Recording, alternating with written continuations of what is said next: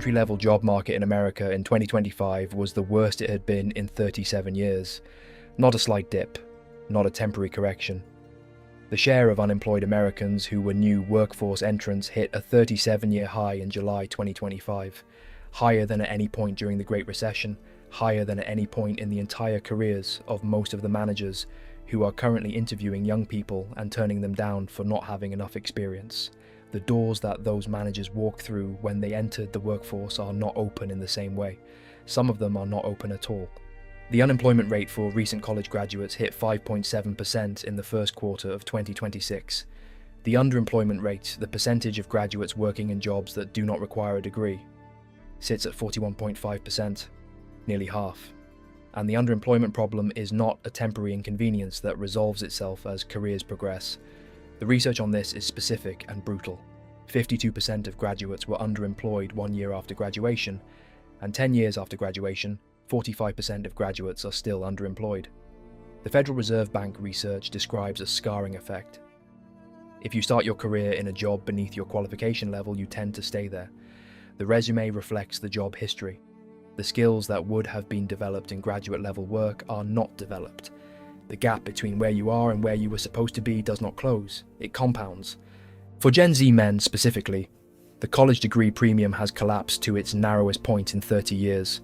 For 6 months in 2025, workers with an occupational associate's degree in skilled trades posted better employment outcomes than college graduates, plumbers and electricians outperforming people with bachelor's degrees in the labour market. For the first time since the federal government began tracking these statistics in the 1990s, a college degree stopped being an employment advantage. Let that sit for a moment.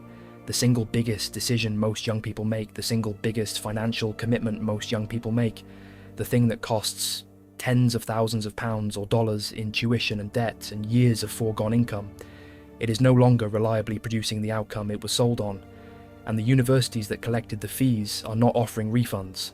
The politicians who pushed the expansion of higher education to 50% and beyond without restructuring the labour market to absorb 50% graduates are not apologising. The system took the money and moved on, and this is before you get to AI, because the job market as it exists in 2026 is not the floor. The floor has not been reached yet. In the first quarter of 2026, Goldman Sachs published analysis estimating that AI is currently cutting 16,000 US jobs a month, not projecting future cuts, currently cutting 16,000 jobs a month, and Gen Z is absorbing the most of it. Young workers are disproportionately concentrated in exactly the types of work that AI automates most efficiently: data entry, customer service, legal support, billing, administrative processing. The routine, white-collar work that entry-level positions have always been built around. The work that teaches you how businesses function. The work that gives you the foundation on which a career is built. That work is being automated away from the bottom of the career ladder, while experienced workers above them use AI to enhance their own productivity and make themselves more valuable. Employment for workers aged 22 to 25 declined 1% in the top AI-exposed sectors like law, finance, and education between 2021 and 2025. For older workers in the same sectors, employment grew. The Anthropic CEO, the person running one of the most powerful AI companies in the world, has said publicly that AI could eliminate up to half of all entry-level white-collar jobs. He said this about his own product. The person building the technology is telling you what it is going to do to the workforce, and the workforce is not listening loudly enough. The World Economic Forum's Future of Jobs report 2025 projects 92 million jobs will be displaced globally by 2030. Goldman Sachs estimates 300 million jobs globally will be significantly affected by generative AI. McKinsey estimates that current AI technology, what exists today, not future iterations, could automate 57% of all current US work hours. 41% of employers globally have said they plan to reduce their workforce in areas where AI can automate tasks within the next 5 years, and 39% of all existing skill sets will be obsolete by 2030. The standard response to this data is, but AI will create new jobs too, and that is true. The WEF projects 170 million new roles by 2030 alongside the 92 million displaced. Net positive, more created than destroyed. The optimists are technically right, but here is the problem with the optimists being technically right. The new jobs cluster in different sectors, require different skills, and appear in different places than the jobs that are disappearing. A customer service worker in Sunderland losing their job to automation does not benefit from an AI engineering position opening in San Francisco. A graduate in Birmingham who cannot find a graduate-level role because AI is handling the work that entry-level analysts used to do is not comforted by the knowledge that AI safety researcher roles are growing. The transition period between the jobs that are going and the jobs that are coming is the crisis, and the transition period is where you are, right now. In the years between 2025 and 2035, where the displacement is happening faster than the creation, the people who graduate into that gap are the people this video is talking to. And if the job market picture is not enough, consider who you are competing against for the jobs that do exist. The boomers. The generation that is supposed to be retiring and making room. Baby boomers currently hold 42% of all home purchases in 2025, despite representing 20% of the population. They hold 51.8% of all wealth in the United States. The boomer generation as a whole is sitting on $78.6 trillion, and they are not moving. The data on boomer retirement is consistent. They are staying in the workforce longer than any previous generation, partly because they can and partly because the financial crisis of 2008 and the inflation of the early 2020s damaged even their retirement savings enough that many of them cannot afford to stop. Which means the jobs that Gen Z is supposed to be moving into are occupied by people who are not leaving. The housing that Gen Z is supposed to be buying is owned by people who are not selling. The institutional positions, the management roles, the senior positions are occupied by a generation that is holding on for longer than the demographic model assumed they would. And the political power that could be used to restructure the system in favour of younger people is exercised almost entirely by a generation whose material interests are served by the system remaining as it is.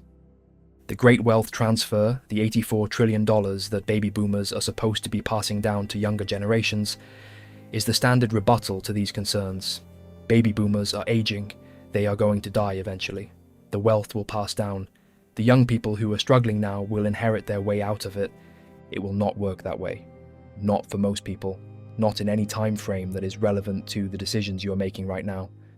The wealthiest 10% of households will receive 56% of all intergenerational transfers. The bottom half of the population will receive 8%. Remove the top 10% of Americans from the calculation entirely, and the median inheritance for the remaining 90% of the population is close to zero. That is not an estimate. That is the Federal Reserve data on how wealth transfers actually distribute. The Great Wealth Transfer is a story about rich families getting richer. For the vast majority of the generation, it is invoked to reassure. It is a story about other people's money, and even the people who do receive meaningful inheritances. The rough timeline for peak inheritance receipt is the late 40s and early 50s, because that is when parents die. So, the inheritance that is supposed to solve the housing problem arrives when most people are already in their late 40s, have already either found a way to get on the housing ladder or accepted that they will not, have already either built some financial foundation or not. The money arrives too late to solve the problem it is supposed to solve. If you are 22 right now and you are waiting for the inheritance, you are waiting for something that will arrive, on average, when you are 48. That is not a solution to a problem you have now. So what about the government? Surely the political system that has allowed this to happen will eventually be forced to address it. The political system is controlled by the generation that benefits from the current arrangement. In Britain, the Conservative government spent 14 years presiding over record house price growth, the dismantling of the pension entitlements of public sector workers, the tripling of university tuition fees, and the sustained suppression of wages through the combination of low productivity and mass immigration. The Labour government that replaced them in 2024 has raised taxes by £26 billion, watched living standards fall for the poorest households, retained the two-child benefit cap, and watched its vote share collapse to 17% in the 2026 local elections. Both parties have had power. Neither has produced the structural reform that would actually change the position of young people in this economy, because the structural reform required would involve redistributing wealth downward, and the political coalition of both parties depends on the people who hold the wealth upward. In America, both parties have managed to generate enormous national debt, oversee the largest transfer of wealth to the top that has occurred in the post-war era, and produce the housing affordability crisis that now defines the conditions facing young Americans. The specific mechanism is less important than the result. The result is that Gen Z is entering an economy structurally worse than the one their parents entered. The gap between the 52% home ownership rate for 30-year-olds in 1960 and the 26% Gen Z home ownership rate now is not the product of bad luck or individual failure. It is the product of 4 decades of policy that prioritized the interests of people who already owned assets over the interests of people who were trying to acquire them. Was any of this deliberate? The honest answer is more deliberate than anyone in power will admit, and less coordinated than a full conspiracy requires. The pension switch from defined benefit to defined contribution, the switch that transferred the entire risk of retirement saving from employers and the state onto individual workers, was made by legislators who were themselves on defined benefit pensions. They voted to protect their own retirement security while switching the system for everyone who came after them. The planning restrictions that maintained and inflated property values were voted for by a political class whose voters were overwhelmingly homeowners who benefited from rising prices. The university expansion that pushed half the population into higher education without restructuring the labour market to absorb half the population as graduates was a policy choice that collected enormous tuition fee revenue while the labour market consequences fell on the graduates years later. Each of these was a specific decision. Each of them had winners. The people who already had assets, the people already established in the labour market, and losers, the people entering the system afterwards. The losers were not consulted. In many cases, they were not born yet when the decisions were made. That is not a conspiracy. It is the normal operation of self-interest in a political system where the incentives reward short-term decisions and the costs of those decisions fall on people who cannot yet vote. Whether you call it betrayal or just structural self-interest, the outcome is the same. And the outcome is where you live. Now the mental health picture, because what the financial and economic reality is doing to the minds and bodies of the generation living inside it is not separate from the economic story. It is the same story. 46% of Gen Z has a formal mental health diagnosis, not a suggestion of difficulty. A formal clinical diagnosis, nearly half a generation. Only 52% of Gen Z rate their mental well-being as good or very good. The percentage of Gen Z reporting excellent mental health has declined by 14 points between 2019 and 2025.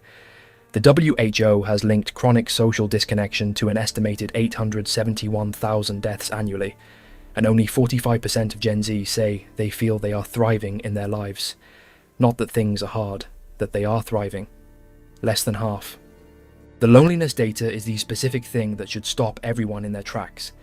Gen Z experiences loneliness at nearly twice the rate of older generations. In the United States specifically, 25% of young men report daily loneliness compared with 17% of all other adults. 1 in 4 young American men, every day. And the specific quality of loneliness that comes from living inside a social media ecosystem that simulates connection without providing it. That is a different kind of loneliness from the loneliness of previous generations. It is loneliness that is invisible. That occurs surrounded by apparent connection, where every metric of your social life, follower counts, engagement rates, message notifications, says that you are connected, while the neurological reality says that you are not. The human brain requires specific things to function well: genuine physical proximity with other people, the experience of being depended upon and depending on others, challenge and difficulty that produces genuine achievement, a sense of being part of something larger than the individual self. The modern environment has systematically undermined all of these. The third places and the pubs, the clubs, the community centres, the church halls, the civic organisations that provided the infrastructure for genuine human connection have been declining for decades. The labour market that provided the sense of being useful, of contributing something real, has been restructured in ways that make that experience harder to access. The housing market that would have allowed the formation of families and households and the connection that comes from genuine shared domestic life is inaccessible to a growing percentage of young people who remain in their childhood homes into their late 20s and 30s. This is not a generation that is mentally fragile. It is a generation that is living inside conditions that would produce mental health difficulties in any generation. The question is not why so many young people are struggling. The question is what you do about it when you understand that the conditions are not going to change on their own. And now let's talk about what is actually coming, because the picture described above, the job market, the housing, the pension, the mental health crisis, is the present. Not the worst case future, the present. The Anthropic CEO has said AI could eliminate half of all entry-level white-collar jobs. The WEF projects 92 million jobs displaced by 2030, with 39% of all existing skill sets becoming obsolete in the same period. The technology that is doing this is not a future projection, it is here. It is currently processing the tasks that entry-level analysts, junior lawyers, graduate trainees, customer service representatives, and administrative workers have always done. The question is not whether AI will change the labour market fundamentally, it already has. The question is how fast the change accelerates from here. Let me give you the specific picture of what this looks like right now. McKinsey cut roughly 200 technology and support staff in late 2025. These were research scheduling, compliance, and reporting roles. Exactly the kind of work that generative AI now does in minutes what analyst teams use to bill out across weeks. McKinsey, the firm whose entire business model is built on selling human analytical intelligence, laying off its own junior analytical staff because AI does the work faster and cheaper. If that is happening at the top of the white-collar pyramid, you do not need to imagine what is happening further down. Amazon eliminated 14,000 corporate roles in 2025, explicitly stating that AI enables leaner structures. Workday cut 8.5% of its workforce to reallocate resources toward AI. In the first 2 months of 2026, 32,000 jobs were cut in technology firms alone. Finance and information services, the industries that once provided the primary on-ramp for recent college graduates, shed an average of 9,000 jobs per month since 2023. Before the pandemic, those same industries were adding 44,000 jobs per month. The door that was wide open is not just narrower. For many entry-level positions, it is effectively closed. And here is the specific mechanism that makes this worse than a normal recession. In a recession, the jobs come back when the economy recovers. That is the pattern of every previous downturn.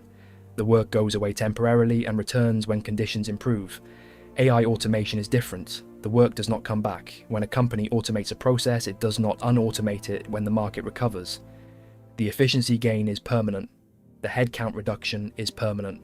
The entry-level position that was eliminated to fund an AI subscription does not get recreated when the stock price recovers. It just does not exist anymore. The honest projection is that the period between now and 2030 is the most disruptive labour market transition since the Industrial Revolution.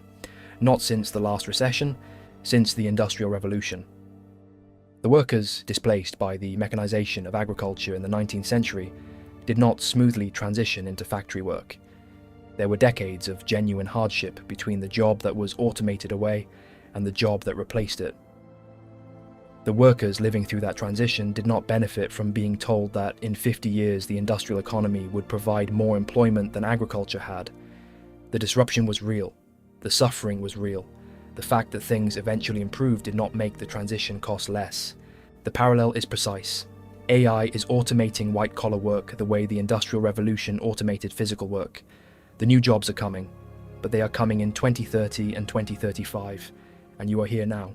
And the question is what you build between here and there. The answer to that question is the most important thing this video is going to say, so pay attention. You are going to have to create your own job, not necessarily in the entrepreneurial sense of starting a company, though that is one version of it. In the broader sense that the career path that previous generations could follow, join a company, stay for decades, collect the pension, retire, is not available in the same way and is becoming less available every year. The average job tenure is declining. The skills that are valuable today have a shorter shelf life than they did for any previous generation. The concept of a single employer providing security across a 30-year career is a relic of an economic structure that no longer exists. What that means in practice is that your career is a business and you are the product. You have to manage the development of that product with the same intentionality that a serious business manages the development of its core offering. What skills are becoming more valuable? What skills are becoming less valuable? What you can offer that is genuinely difficult to replicate or automate? What problems you can solve that other people are willing to pay to have solved? The skills that are becoming more valuable are not the ones that most people are developing. The ability to work effectively with AI tools, to leverage them rather than compete with them, is already a genuine differentiator. The ability to build and maintain genuine relationships with real people, the trust, the reputation, the network, is becoming more valuable as the transactional parts of professional life are automated. The ability to create things, actual creative output that requires genuine judgment and genuine taste, is not something AI can fully replicate and is increasingly scarce as the volume of AI-generated content drowns out genuine originality. The ability to lead people through uncertainty and to make decisions when the information is incomplete and the consequences are real is a skill that no AI can substitute for because it requires the specific weight of personal accountability. These are not vague suggestions. They are the specific capabilities that experienced workers are using AI to enhance, rather than being replaced by it. The workers who are doing well in AI-exposed industries are the ones who use the technology to do more, faster, while maintaining the human judgment component that the technology cannot replace. The workers who are struggling are the ones who do the part of the job that AI does better. The choice between those two positions is partly about circumstance and mostly about deliberate skill development. You are going to have to create your own pension. The state pension in Britain is projected to face a funding shortfall. Social Security in America faces a structural deficit that the Congressional Budget Office estimates will require either benefit cuts or tax increases by the early 2030s. The defined benefit pension that guaranteed your parents an income in retirement, regardless of what the market did, has been almost entirely eliminated from the private sector. What replaced it is a defined contribution scheme where you put money in, you choose the investments, the market does what the market does, and you bear all the risk. The generation that made that switch were themselves on defined benefit pensions. They took the security and passed the risk down. The only rational response to this is to start building your own pension from the earliest possible point, using the compounding logic that makes time the most powerful variable in the equation. The mathematics of compound growth are not complicated. £200 a month invested consistently from age 22 at a 7% average annual return produces approximately £525,000 by age 65. The same contribution starting at 35 produces approximately £225,000. The same amount of money invested for less time produces less than half the outcome. The person who starts at 22 and stays consistent does not need to earn more or invest more aggressively than the person who starts at 35. They just need to start earlier. Time is the variable, and time is the one thing you have right now that you will not have later. The specific vehicle matters less than the consistency. ISAs, SIPPs, index funds tracking the global market. The mechanics are available to anyone with a phone and a bank account. The discipline is the scarce resource. The willingness to treat the monthly investment as non-negotiable rather than as what is left over after spending. The willingness to leave it alone when the market falls and the temptation is to sell. The willingness to keep going when the account balance feels meaninglessly small and 30 years feels impossibly far away. The discipline is the product. Everything else is a tool. You are going to have to create your own health. The NHS in Britain has 7.3 million people on its waiting list. It has not met its 18-week treatment target since 2016. The American healthcare system spends more per person than any country on earth and produces worse outcomes than most comparable nations. These systems are not going to be fixed quickly. The political will to fix them runs directly into the financial interests of the industries that profit from them being broken. In the meantime, the single most effective intervention on your own health is not a healthcare system. It is the decisions you make daily about your body. The physical training data is not ambiguous. Regular resistance training reduces all-cause mortality by 21%. It reduces the risk of cardiovascular disease, type 2 diabetes, depression, anxiety, and cognitive decline. It increases testosterone, a hormone that is declining in young men at a rate of approximately 1% per year across the population, a decline that tracks with the increase in sedentary, screen-based life. The sleep data is equally unambiguous. Consistent, inadequate sleep increases the risk of every major disease category and reduces cognitive performance in ways that compound over years. The diet data, the processed food consumption, the ultra-processed carbohydrates, the chronic inflammation, is documented in ways that should make every young person who has not thought seriously about what they eat start thinking seriously about it. The body is not separate from the mind, and the mind is not separate from the career, and the career is not separate from the financial position. They are expressions of the same underlying discipline or the same underlying absence of it. The person who has built the physical discipline of consistent training has developed something that transfers. The ability to show up when you do not feel like it. The ability to push through the point where stopping would be easier. The ability to delay gratification consistently in service of a result that is months or years away. These are not just fitness outcomes, they are character outcomes. and they are the character outcomes that build careers and financial security and genuine relationships, you are going to have to create your own community. The third places, the pubs, the clubs, the church, the civic organisation, have been in structural decline for decades. The social infrastructure that once automatically provided the connections and the belonging that human beings require has been replaced for many people by a digital simulation of connection that provides the appearance without the substance. The specific work of building genuine relationships, the kind that involve showing up physically, the kind that involve mutual dependence and genuine investment in other people's lives, is work that does not happen automatically in an environment designed to capture your attention and redirect it toward content consumption. The specific danger of parasocial relationships, the one-sided bonds with content creators, influencers, podcasters, YouTube channels, is that they feel like community while providing none of the actual benefits of community. They do not know you exist. They will not be there when something goes wrong. They will not sit with you when the thing that needs sitting with happens. They will not make the decision harder when you need someone to make it harder. The neurological experience of watching someone you follow feels like social connection because the brain is not well designed to distinguish between genuine and simulated social contact. But the accumulated effect of substituting parasocial consumption for genuine relationship is a specific kind of poverty that shows up in the mental health statistics. The 46% of Gen Z with a formal mental health diagnosis, the 25% of young American men experiencing daily loneliness, the 45% who say they are not thriving. These are the outcomes of an environment that has systematically replaced genuine human connection with its simulation. You're going to have to create your own security, not as an abstraction, in specific practical terms, multiple income streams rather than dependence on a single employer, consistent investment from the earliest possible point in your career, a financial buffer that does not require the healthcare system, the welfare state, or the generosity of any institution to remain intact, skills that are yours, that exist in your brain and your hands and your track record, rather than in a job title or a company's assessment of your value. The version of security that previous generations could outsource to employers and pension funds and the state is no longer reliably available. The version that is available requires you to build it yourself. None of this is fair. The conditions described in this video are not the result of anything you did. The housing crisis was not caused by your spending habits. The pension crisis was not caused by your financial decisions. The job market was not broken by your choices. The generation that made the specific policy decisions that produce these specific outcomes are not going to experience the consequences of those decisions in any meaningful way. They are retired or approaching retirement on the defined benefit pensions that no longer exist for you. They own the houses whose prices have tripled since they bought them. They have the job security that the labour market restructuring removed from the workers who came after them. The unfairness is real, the anger about the unfairness is legitimate, and the anger is useless. Not morally useless, politically useless, in the specific sense that the anger at the situation does not change the situation.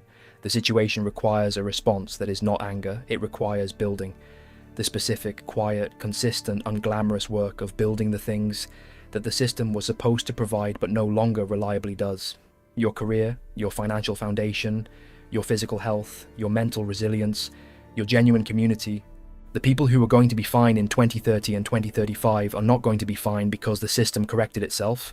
They are going to be fine because they started early, built consistently, refused to wait for a rescue that was not coming, and developed the specific skills and the specific discipline that makes a person valuable, regardless of what the labour market is doing or what AI is automating or what the housing market looks like. The sacrifice argument is the one that nobody wants to say directly, so I will say it directly. Building the life described above, the multiple income streams, the consistent investment, the physical discipline, the genuine community, the skills that are yours, requires giving up things in the present. It requires the boring Saturday when everyone else is doing something easier. It requires the consistent investment when the money would feel better spent on something immediate. It requires the training when the couch is more comfortable. It requires the reading when the phone is more entertaining. It requires choosing repeatedly the longer version of every trade-off, the harder option. The investment in the future over the consumption in the present. This is not a lecture about sacrifice for its own sake. This is the arithmetic of the situation. The safety nets that allowed previous generations to consume more freely in the present because the future was being taken care of by institutions are no longer reliably in place. The arithmetic of your situation requires more deliberate investment in the future than the arithmetic of your parents' situation required, not because you are less deserving, because the conditions changed and the conditions require a different response. The generation that is 14 right now, the people in secondary school who are going to enter the labour market in the late 2020s, are going to enter a market that has been reshaped by AI in ways that are not yet fully visible. The entry-level jobs that were already competitive in 2026 will be fewer in 2028 and 2030. The premium on skills that are genuinely difficult to automate, genuine creativity, genuine interpersonal intelligence, the ability to build and maintain real relationships with real people, the combination of technical competence and human judgment that AI can simulate but not replicate, that premium is going to increase dramatically. The people who have been building those skills, deliberately and consistently, from the earliest possible point will be in a fundamentally different position from the people who waited. The 24-year-old reading this right now, you have time. The compounding logic of early investment applies to careers and skills and relationships exactly the way it applies to financial investment. The choices made between 22 and 30 have a disproportionate impact on the entire shape of a life. The foundation laid in those years, the discipline, the skills, the financial habits, the genuine relationships, compounds. The absence of that foundation also compounds. The generation that is 14 right now, the people in secondary school who are going to enter the labour market in the late 2020s, are going to enter a market that has been reshaped by AI in ways that are not yet fully visible. The entry-level jobs that were already competitive in 2026 will be fewer in 2028 and 2030. The premium on skills that are genuinely difficult to automate, genuine creativity, genuine interpersonal intelligence, the ability to build and maintain real relationships, the combination of technical competence and human judgment that AI can simulate but not replicate, that premium is going to increase dramatically. The people who have been building those skills deliberately and consistently from the earliest possible point will be in a fundamentally different position from the people who waited. There is a version of the next 10 years where you look back from 2035 and see that the disruption was real, but you navigated it because you started building before it fully arrived. Where the compound interest on 10 years of consistent investment in yourself, financially, physically, professionally, has produced something that the chaos of the transition period could not take away, because it was entirely yours, not dependent on any institution, not contingent on any system working the way it was supposed to, built by you, owned by you, belonging entirely to you. The financial position, because you started the ISA at 22 and contributed consistently regardless of whether it felt meaningful in the moment, because you learned how to use the AI tools rather than being replaced by them, because you built the income streams that do not depend on a single employer staying solvent. The physical position, because you trained when you did not feel like it, because you made the dietary decisions that the majority of people your age did not make, because the testosterone levels and the cardiovascular capacity and the mental clarity that come from a body that has been taken seriously are yours and not borrowed from a healthcare system that is overwhelmed. The relational position, because you invested in genuine relationships with real people over the years when it would have been easier to consume content instead, because you are the person who showed up rather than the person who watched, because the network and the trust and the genuine community that you built are the things that no labour market disruption and no AI automation can remove. And there is a version where you waited, where the anger about the unfairness consumed the energy that could have gone into building, where the comfort of the present consistently won out over the investment in the future, where 2035 arrives and the gap between where you are and where you could have been is the compounded result of 10 years of not starting. The sacrifices required are real, they are not enjoyable. Consistent investment when the money would feel better spent immediately is not enjoyable. Training when the couch is available is not enjoyable. Building genuine relationships when parasocial consumption is easier is not enjoyable. Reading seriously when the phone is more stimulating is not enjoyable. Making the longer-term choice repeatedly in every area of life requires a specific kind of discipline that the modern environment is specifically designed to erode. But here is the thing about that discipline. It compounds too. The first month of consistent training is the hardest. The first year of consistent investing feels meaningless when the balance is small. The first attempts at building genuine relationships feel awkward when the simulated version has been the default for years. And then something shifts. The discipline stops feeling like sacrifice and starts feeling like identity. The person who trains is not someone who forces themselves to train. They are someone who trains. The investor is not someone who makes themselves invest. They invest. The identity precedes the action, and the action reinforces the identity, and the whole thing becomes self-sustaining in a way that the first month absolutely does not suggest it will. Nobody is coming to save you. That is not a threat. It is not pessimism. It is the most clarifying, most useful, most practically important thing anyone can tell you. Because the moment you fully accept it, not intellectually as an idea, but viscerally as a lived reality that shapes every decision, you stop waiting. And when you stop waiting, you start building. And when you start building early enough and consistently enough, the results are not modest, they are transformative. Not because the world got better, because you did. The only moving piece in your story that you control is you. Everything else is noise. Act accordingly,